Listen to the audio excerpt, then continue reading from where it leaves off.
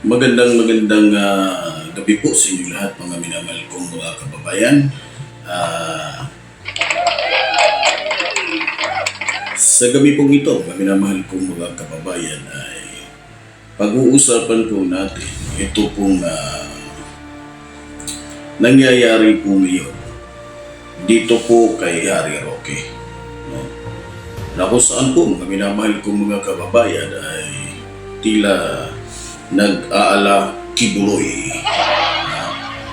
na kung saan ay dahil nga sa guilty at alam niyang totoo ang suspetya sa kanya, ang sumbong laban sa kanya, abay nakipagtaguan mo na para bagang gusto niyang sabihin na kapag nagtago siya, hindi na siya makakapanagot sa kanyang mga kasalanan. Pero doon po siya nagkakamali mga kababayan sapagkat kung si Alice Goo nga, kung si R.D. Teves nga, kung si Kibuloy nga ay nahuli at hindi nakatakas sa batas, siya pa kaya na kahit siya magtago, maaamoy at maaamoy ang kanyang pagkababoy. Alam niyo ba yung baboy? Na kahit saan niya tago, dahil amoy baboy siya, masusundan at masusundan siya. Di ba't malangsa ang amoy ng baboy? Pag nasa kalsada nga minsan napapatakip ng ilong lahat ng nadadaanan ng mga baboy. Kaya kung saan man dumapo itong si Harry Roque, mangangamoy baboy. Kaya madaling maamoy. No? So, kung maaalala po ninyo mga kababayan, kung maalala po ninyo, isinulong po ni Representative Flores ng Bukidnon na kung saan inaprubahan naman po ng buong committee ang motion niya na patawan ng contempt itong si Harry Roque na may kasamang utos na pagkakakulong sa Kamara hanggang sa isumiti ni Roque ang mga nasabing mga dokumento na makapagpapatunay na yung pera na hawak niya o ni Roque ay galing sa mabuti at hindi mula sa kinita niya sa Pogo bilang protector nito. Diba? So, alam niyo mga kababayan, nakakapagduda talaga. Ang dami niyang alam niyo, meron po akong karanasan. Nung ako po ay bumili ng lupa, akala mo naman malaking lupa, pero halos kasing laki lang ho ng kwartong ito. Na kung saan, hindi, sa totoo lang, bumili po ako dati ng lupa. Yung lupang binibenta niya ay maliit lang naman. Pero, may mga pinangahawakan ho siyang papel na masasabi natin lehitimo at totoo na siya nga ang nagmamayari dito na masasabing may karapatang magbenta ng lupa. Ngayon, napakasimple. Alam niyo mga kababayan ko, sa totoo lang po para maunawaan po ng ating mga kababayan na kung saan napakasimple lang naman po. Napakasimple lang ng gusto yung gusto ng ating mga senador pati ng Senado maging ng Kamara. Napakasimple lang ang gusto nila na kung saan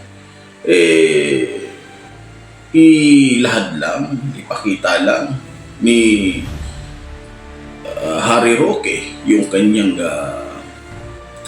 patotoo katulad doon ng titulo o title number ng kanyang titulo o kaya naman yung special power of attorney kung di naman talaga wala sa kanya yung titulo o kaya naman yung register of deeds, di ba? O kaya yung tax declaration o kaya naman yung contract to sell kung talagang binenta niya kasi sabi nga niya binenta niya. So kailangan merong contract to sell o deed of absolute sale kung ang lupa ay fully paid, di ba?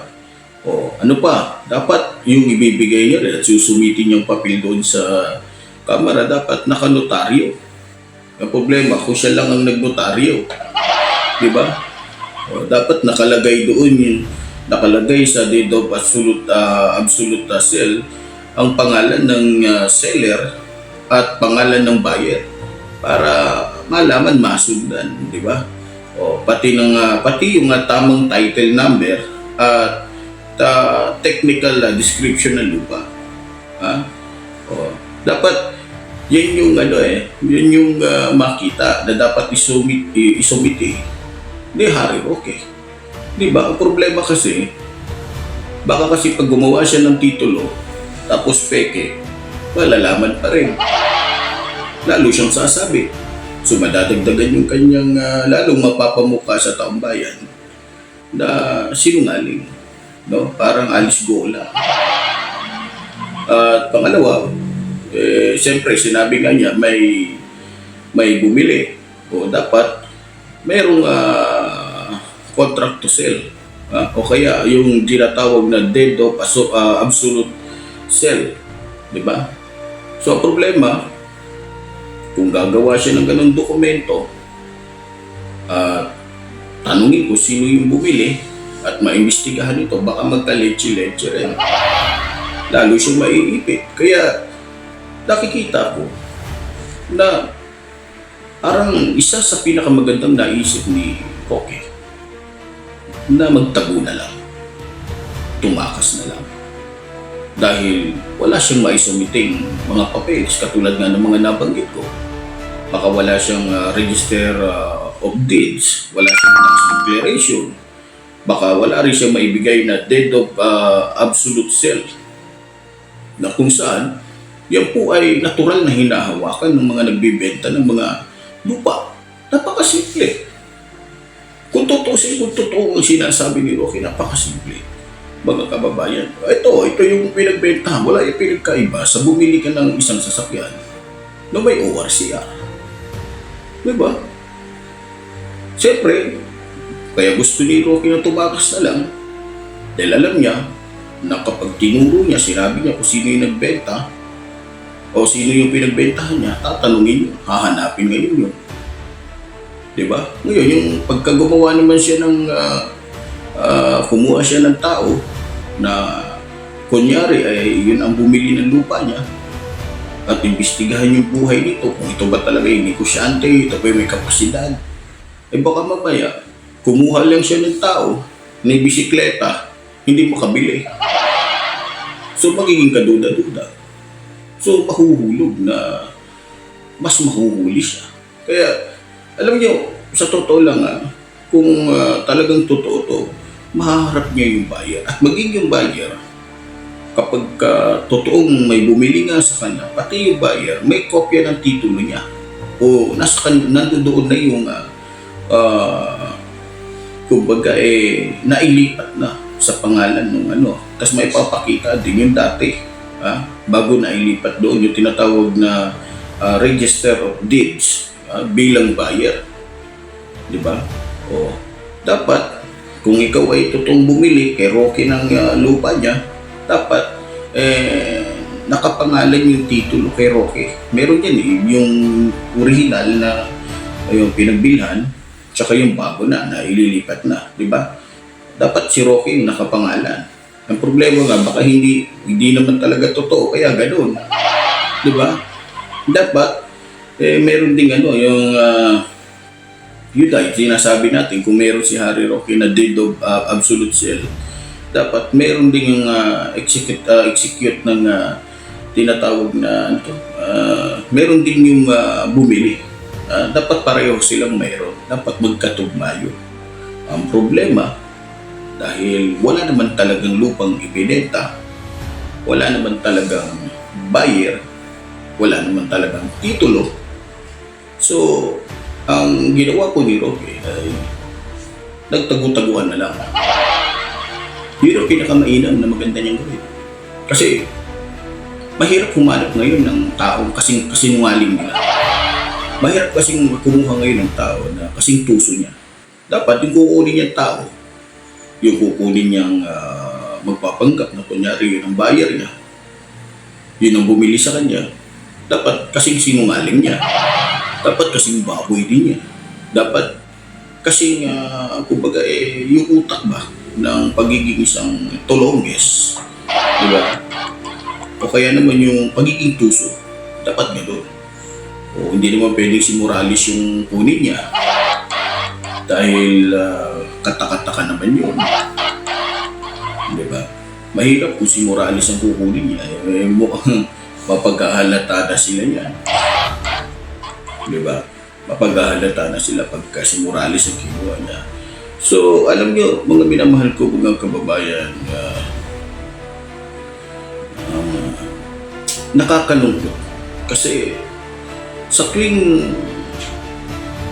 kumbaga sa tuwing sila po ay nasusukol na, sa tuwing sila ay nalalantad na o nabibisto na, ang pangunahin po nilang ginagawa ay tumakas sa batas, pagtaguan ng batas, paglaruan ng batas, magsalita ng kung ano-ano sa social media para lamang tabunan. Tingnan niyo si Kibuloy. Dahil hindi niya kayang harapin ang katotohanan, hindi niya masagot yung mga tanong na pwede naman niyang sagutin kung talagang siya ay nasa katotohanan. Ang ginagawa nila, nagtatago sila. Ginagamit nila ang social media. Si Alice Goo, ganun din. Nung lumaya siya papunta ng ibang bansa, nag-iwan din siya ng mga mensahe. Si Kibuloy, ganun din.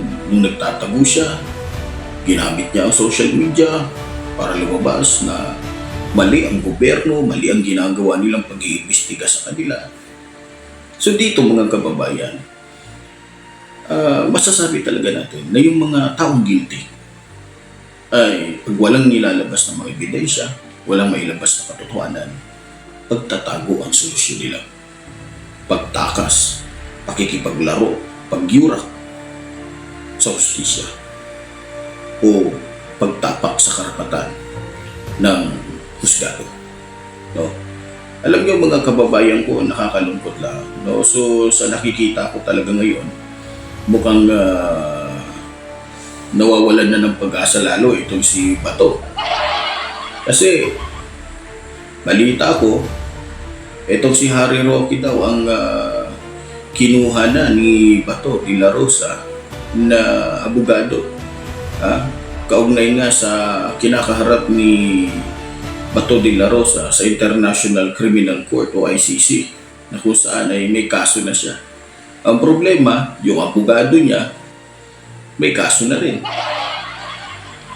Diba? So pareho na sila, baka mamaya sumunod na si Bato. Diba? Kasi ang alam ko talagang abogado dito ni Bato para makipaglaban sa kanya sa ICC ay itong si Francis Tolentino. Kaya lang ang problema, busy ito sa tinatawag na sa eleksyon dahil gusto yata maging senator pa. So dahil busy nga siya, ayun, napilitan ho si Bato de la Rosa na si Baboy na lang yung kunin niya. No choice siya. Kailangan niya ng sa bagay kung pagdating sa mga katulonggis, mas matalino naman hamak si Harry Roque, lalo na talagang pagdating sa mga kasinungalingan ay walang iniwan ito kay Topacio. Kung larangan sa pagpapalusot na kung saan yung baloktot ay tutuwirin, Harry Roque ka na. Magaling sila dyan, magaling silang magmanipula. Diba? Ang problema lang, mukhang tagilid si Bato. Kasi yung inaasahan na lang niya, kasi wala na nga si Tolentino, baka mapilitan siya na itong si Butike ang kunin niya. Itong si Pamelo ba? O Panelo? Oo, Panelo. Kasi mukhang Milo Ito lang yung mukhang Milo na payat. Diba? Hindi pang Olympic yung katawan, pang Purinaria. Diba? Alam niyo mga kababayan, simple lang naman ang gusto ng ating mga mambabatas dyan sa Kamara, sa totoo lang. Yung magsumiti ng dokumento si Harry Roque na magpapatunay sa pagtaas ng pamilya ng pera nila, 'di ba? Ah, na kung saan di ba nga nabanggit nga doon na meron silang tinatawag na ano tong corporation nila, yung Bian Cham ba yun? Holding and trading ba yun? Di ba? So, na kung saan yung pera doong yung pera nila noon noong 2014 ay nasa 125,000 lang. Tapos biglang umakyat ng 3.125 million noong 2015. No? Ang bilis lumaki hanggang sa naging 67 million o 67.7 million noong 2018. Na kung saan kagulat-gulat to yung paglobo, na kung saan namamayagpag si Digongyo lahat ng kanyang mga alagad, na kung saan naging protector po ng Pogo, no? So sa totoo lang mga minamahal ko mga kababayan, kung itong si Roque ay wala talagang tinatago, para sa akin walang dapat itago kung talagang malinis ka. Para sa akin hindi dapat tumakas, di ba? So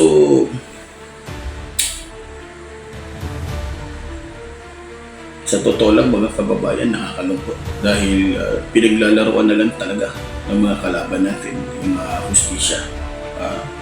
Alam nyo, sa totoo lang, pinagmumukha ni Roque na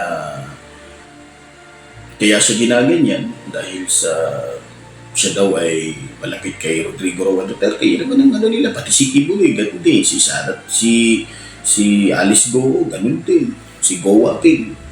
Yan ang nirarason nila. Dahil sila'y malapit, kaya sila ginagano na. Mukhang hindi naman totoo. Diba? Kasi kung tatanungin nyo, nagsimula po ang lahat ng ito. Lalong-lalo na dito kay Roque. Nung pinangalanan ni Philippine Amusement Gaming Corporation o PAGCOR, Chairman at CEO Alejandro Tenco, si Harry Roque, na tumulong sa pagbibigay ng lisensya na ni-raid sa Pogo Hub sa Porac, Pampanga. Diba? Ito pa, nagsimula po ang pag-iimbestiga kay Roque nung ibinahagi ni Tenco na nung Hulyo daw 2023, sinamahan daw ni Roque di umano ni Roque si Cassandra Leong, na kung saan siya ang otorisadong kinatawan ng Lucky South 99 sa isang pagpupulong sa kanyang opisina upang talakayin ang mga problema tungkol sa billing ng Pogo firm mula sa PAGCOR. So, isa rin sa dahilan kung bakit naudyok ang mga mambabatas na imbestigahan si Roque dahil sa sinabi ni Tenco. Ano ba yun? Na ayon pa nga sa kanya, o ayon pa kay Tenco, humiling daw si Roque. Si Roque mismo ang humiling. Humiling daw si Roque at Ong, sabihin silang dalawa, hindi lang si Ong, na muling mag-apply ng lisensya ng hub, ng Pogo Hub, dahil ito ay nakatakda ang mag-expire noong panahon na iyon. So pero kung bubusisihin mo po mga kababayan, ibang-iba po doon sa naging paliwanag ni Roque. Na ayon pa nga kay Roque, tumulong lang daw siya kay Cassandra dahil akala niya na itong tinatawag na Lucky South 99 ay na-scam. Ano mai-scam yan? Yan yung pugad ng scam. Paano ba i-scam ang Lucky South 99? Iyan ang pugad ng mga scammer. Diba? So, hindi po kapanipaniwala ang sinasabi ni Roque. So, para sa mga taong mababaw ang pag-iisip, masasabi mo, kaya pala. Pero hindi. Kung wala kang kaugnayan, o pagpalagay na natin, hindi si Roque ang abogado. Pero bakit kaya ginamit o bakit kaya si Roque ang humarap doon sa PAGCOR para makakuha itong sinasabing Lucky South 99 ng bagong lisensya? Dahil sabi nga doon, malapit nang mag-expire yung lisensya nila noong panahon na yun. Kaya si Roque ang dinala ni Cassandra Ong dahil siguro may pinag-usapan sila na kapag siguro nabigyan si Cassandra Ong ng makalibagong lisensya ay magkakapera itong si Harry Roque at baka sakaling o baka naman meron ito kapalit na kung saan may buwanan si Roque na matatanggap bilang gantimpala sa kanyang ginawang pagtulong na makakuhang muli ng lisensya sa PAGCOR itong Lucky South 99. So, kaya po iniimbestigahan si Roque kasi imposible po, di ba? So, napaka-imposible talaga kasi ang minimum na kita mo nung hindi ka pa konektado sa tinatawag na Lucky South 99, ang regular na kita lamang po ng Biancham Holdings and Trading ni Harry Roque ng pamilya nila ay nasa 125,000 lang, na kung saan dumating sa punto nung si Harry Roque ay nakilala niya na si Cassandra Ong, nagkaroon po siya ng ganitong pera na nagkakalaga ng 67.7 million. So, para sa isang ordinaryong tao na hindi ka naman kilalang businessman, para sa isang taong ordinaryong attorney lang naman, kahit sabihin pa natin ikaw ay matalino, kahit pa sabihin natin ikaw ay bihasa, pero imposible na makuha mo yung ganito kalaking pera sa loob lamang ng halos 3 taon o 4 na taon. Di ba? Kahit pa pagsamahin mo sa 10 taon, ito 125, yung 125,000, ikumpara mo sa 67.7 million. Malabong makuha mo yun. Malabo yun. Diba? So, saan ginawa ni Roque? Sasabihin niya, dahil nagbenta siya ng lupa, o bakit hirap na hirap si Roque na ipakita yung napakasimpleng kailangan ng Senado o ng Kamara. Ang ipapakita lang naman niya doon yung contract to sell. Ang ipapakita lang naman niya doon yung deed of absolute sale. Diba? O na kung saan nakanotaryo.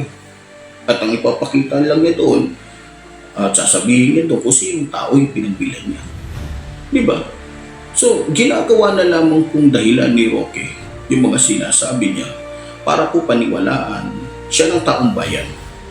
Pero ang totoo, hindi niya magawang ipakita yung mga papeles dahil wala naman talagang lupa na ibinenta ang pamilya ni Roque o si Roque. So, kaya nga, dito po mga kababayan, ginagamit na lamang po ni Roque yung kaalaman niya sa batas para po linlangin tayong mga Pilipino sa katotohanan. Alam niyo po, magagaling po yung mga attorney magpalusot lalong-lalo na kung ang malalagay dito ay ang pamilya nila, maging yung kanilang pangalan. Alam niyo, pag nalaman na talagang yung perang yan na nasa kanya ay galing sa Pogo, pwede po yung kunin. Pwede po yung kunin. Pwede po yung bawiin ng gobyerno. No? Pwede po yung kumbaga i-press ng gobyerno. Katulad ng ginawa ng gobyerno natin sa mga ari-arian ni Kibuloy, sa ari-arian ni Arnie Tevez. Diba? So, mga kababayan ko, ito din sinasabi natin na itong si Harry Roque may katapusan din ito. Magwawakas yung kanyang kahayupan. Magwawakas yung kanyang mga kawalang yaan na ginawa noon na dapat niyang panagutan ngayon. Alam mo, pagka sumuko po ang Kamara po sila ni Harry Roque dahil naisahan sila ng isang baboy. Di ba? So kaya nga mga kababayan ko, dapat ituloy ho. Huwag sila kaya tayo mga kababayan, huwag po tayo magpapadala sa mga sinasabi ni Roque. Dahil si Roque po ay likas na sinungaling. Si Harry Roque po ay likas na pamapaglinlang na kung saan ay nakinabang din noong panahon ni Digongyo na kung saan gamit ang kanyang kapangyarihan bilang spokesperson ni Digongyo na kung saan ginamit niya. Alam ko, ginamit niya yung kanyang pagiging kilala bilang dating tagapagsalita ni Digongyo doon sa Angkor. Na kung saan sinasabi niya siguro sa sarili niya, ako to. Ako si Harry Roque, tagapagsalita ng Pangulo. Noon na kilala na maimpluwensya dahil marami akong kapartido tulad ni Bato, ni Bongo, ni Robin, ni Jaime, ni Sara Duterte. So, mga kababayan ko,